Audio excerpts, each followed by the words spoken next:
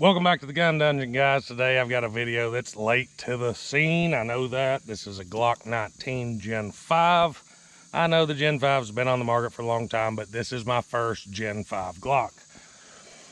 One of the big reasons for that is I'm kind of a Gen 3 fanboy. I like Glocks. I'm a big CZ nut. Everybody that watches this knows I'm kind of a stuck in my ways type of guy. And when it comes to Glocks, I've always liked the Gen 3s. I don't know why. They just... it's just worked for me. It's what I started with. That's what I like. The Gen 4s were good. I like the change in the stippling, the grip texture. That was great. Really, there wasn't a whole lot of changes other than the larger mag release and things of that nature. But I never had an issue with the mag release on the Gen 3, so it wasn't a rush out and get it. I do have a Gen 4 Glock 26. But all right, so here it is. Open it up, a Gen 5, fresh unboxing. Clear. Now, everybody knows the Gen 5s, the big thing was they got rid of the finger grooves. So, I'm not gonna lie to you, I have held this gun. I have had it out of the box before this video. And one of the first things that I've noticed without those finger grooves is when I come up, I now get what everybody was talking about when they say that a Glock naturally points high. I guess the way that the finger grooves fell on the Gen 3s and the Gen 4s for me, I didn't have that much of an issue with it just because I got big old fat fingers, guys. Like, I've got big old paws. My fingers didn't actually fall in the finger grooves of the Gen 3 and the Gen 4. So I guess that made the grip feel a little bit thicker for me. So I didn't have that natural rise of the front sight like a lot of people talked about with Glocks. I didn't really get it. I thought, it's just, to each their own thing. But with this, I definitely, without those finger grooves, I definitely do come up a lot higher on target when I first come up. It's just like the top of the rear sights for me hits right at the bottom of the front sight when I bring it up. So that's the first thing that I'm going to say about the Gen 5. I've not shot it yet, so we'll see how that transpires on target. It does feel like not only do we have the ambidextrous slide stop, but it does feel like the left side slide stop also sticks off of the gun a little bit further. I'm notorious for having a heavy thumb, the way that my fingers just ride on a gun. I'm notorious for riding the slide stop. And you've seen this in some of my other videos. I am prone to a bang bang click as opposed to a bang bang slide stop, because I do ride the gun high and tight. And I've never had that issue with a Glock, but I'm wondering if maybe this sticking out a little further may cause that. We'll find out here in just a little bit.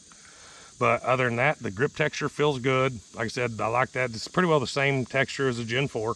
I don't have any problems with that. Absolutely hate these sights. I've always said from the get-go, the Glock doesn't supply sights. They supply dovetail protectors. So I do have a set of Trijicon HDs in the house that I'm going to swap out just as soon as I get done with this video and get rid of these goofy plastic sights. Glock, come on, you can do better than that. Quit doing that. Anyways, Gen 5, Austria. This is the FSS model with the front slide serrations. So I don't really utilize those, which, I mean, I guess if you needed to, it's better to have them than not need them, than need them and not have them. So I'm glad they're there.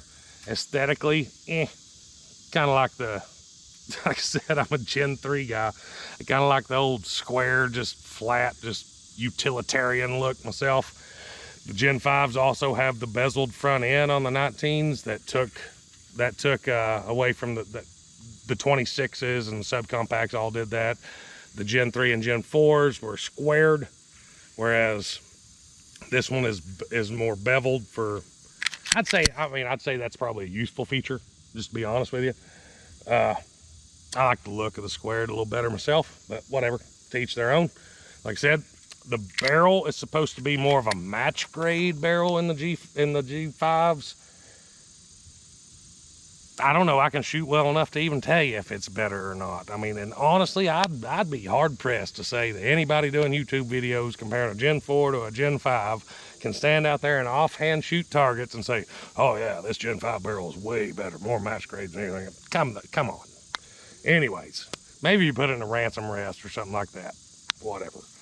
But I do plan on, not in this video, but I do plan on seeing if this type of barrel, it does look a little bit different when you look down the barrel. It doesn't have that smooth looking polygonal rifling like the Gen 3s and Gen 4s do. So what I do plan on doing is seeing if this barrel handles lead, bare lead, better than the other barrels in the previous generations. So look forward to that video coming soon. We'll be doing that. Other than that, it comes with 3 magazines, and they all got these new big orange followers in them. 3 15-round magazines. This cheapo mag loader.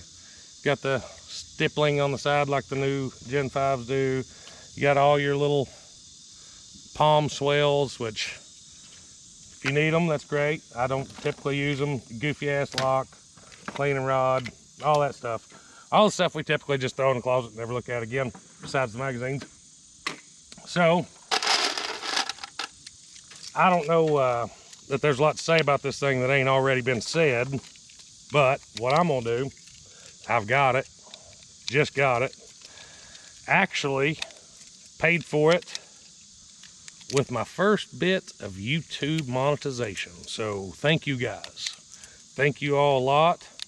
The channel got monetized and got a little revenue coming in, and I thought, well, I'm not going to buy anything other than something I can do a video with, and there was a heck of a deal on these going on.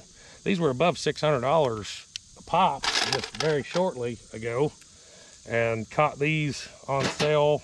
Ended up getting this for $5.60 out the door at Guns Gold and Cash. That's in Grayson, Kentucky, so y'all need to go check that place out.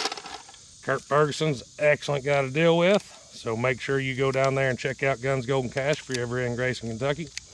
Excellent, excellent gun shop that will help you out every way they can, and a good place to do business. Just good old mom and pop, all shucks type of place to be. So, like I said, this was actually my first YouTube purchase, and what better gun than a Glock 19.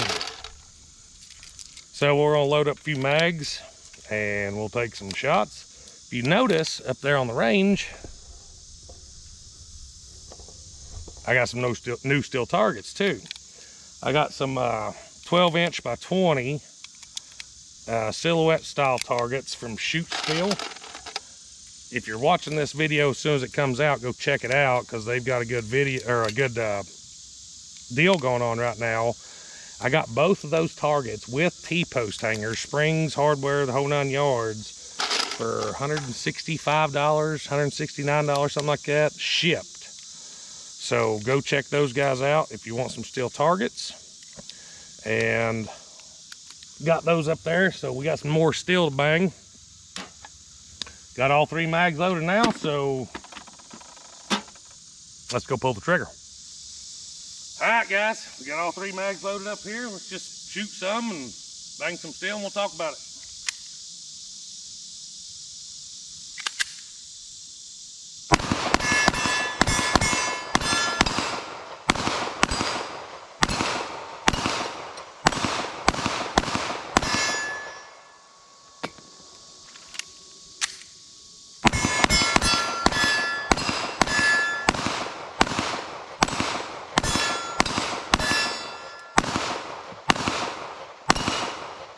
Definitely shooting left, hard left.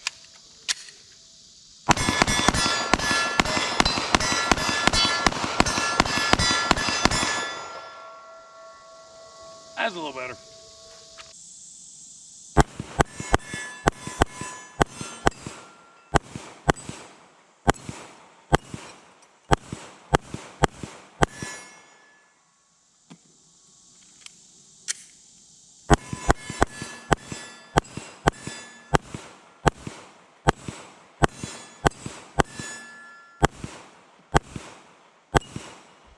Definitely shooting left, hard left.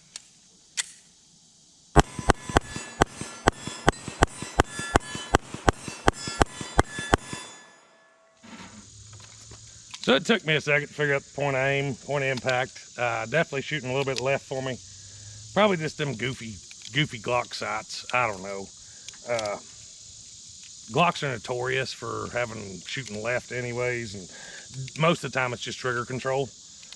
Might be transition to the grip, not having the finger grooves, I don't know. I didn't really notice the high front sight as much as I thought I was going to, so that's a good thing.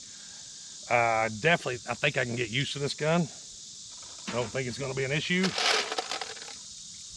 I'm going to put some good sights on it and run it a little bit more. Like I said, the barrel, I can't tell you the difference in the barrel. I mean, a pistol has to shoot either really, really bad or really, really good for you to really tell a difference. And honestly, I don't think even some of the best shooters out there could tell you the difference between a good shooting pistol barrel and a really, really good shooting pistol barrel. I mean, you just about have to have it on a ransom rest, shooting paper for dots to be able to tell a difference. And boys, I just can't shoot that good. So, me, I can't tell the difference between this barrel and a Gen 3 barrel. You might. If you can, I want to see you shoot. I'd like to see you put them side by side and you show me the difference. Shooting offhand, tell me how much better that Gen 5 is than the Gen 3. Because that's a video I would watch. It's not one I can make, it's one I'd watch. But anyways, I'm about got this third mag loaded up. I mean, it's a Glock, guys. It's a Glock. It's Glock 19. It's really nothing. The aesthetics, if you like the aesthetics, if you like the way that it feels better than the Gen 3s and the Gen 4s, by all means. But like I said, these were over $600 before, and I got this one for a good price. I do like the little bit more beveled mag well this comes with. Seems like it was a little easier to get your mag started, so that's a plus. Other than that, it's a Glock, it's a Glock, it's a Glock. Got my mags loaded up though. Y'all sit and watch me do it, so let's shoot some more. All right, we're loaded up. Let's see what she's got again, round 2.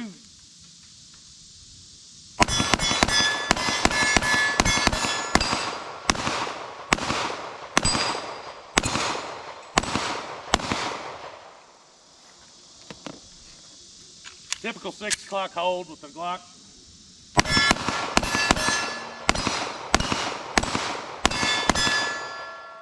What would we be doing if we didn't take a long shot? Let's see.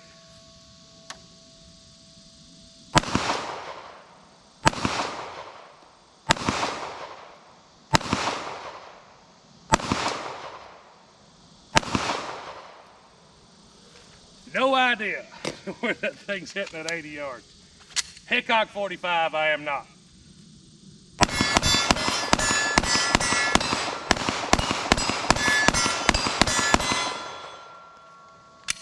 Shoots pretty good, boys.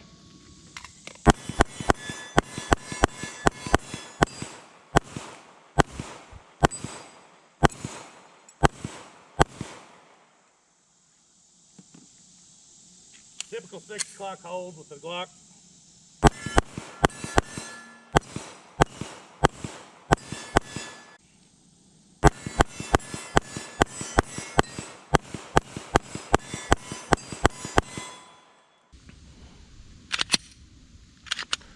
All right, guys, so she's warm. Had, I guess 6 mags run through her now. Run pretty good, no issues with it. It's a Glock, what do you expect? But, yeah, I mean, I'm happy with the purchase. Again, thank you guys. Mean that from my heart, really do. You guys are what makes this channel go. If it wasn't for the comments, the interaction that I get with you guys, I wouldn't even be doing this anymore. I mean, I enjoy doing it, but it's so time constraining and just it takes up a lot of your day. But in the end, every Saturday when I get those comments flooding in, I get guys messaging me and emailing me and whatever. That's what it's about. But thank you guys. I appreciate it. Appreciate all your viewership. Appreciate you all subscribing. Hope y'all liked today's video. If you did, don't forget to hit like and subscribe if you're not already. Give yourself really good word of advice and go over to Kentucky Range Time and check out some of the stuff that guy's doing. Matt is an excellent guy. I'll put a link to his channel down below. He's got some stuff, especially for you reloaders out there, man. He's been doing some stuff where he's been reloading steel cased ammo, doing some really crazy stuff. It's just shooting the steel case and reloading it over and over and over and over and seeing how long the case life is on the steel case, aluminum case stuff. I mean, he's been doing some really, really cool things over there. So, but anyways, again, thank you all. I appreciate it. This is the first video coming out with a purchase made by YouTube viewership. So I appreciate you all. Again, until next time, guys, stay tuned and thank you.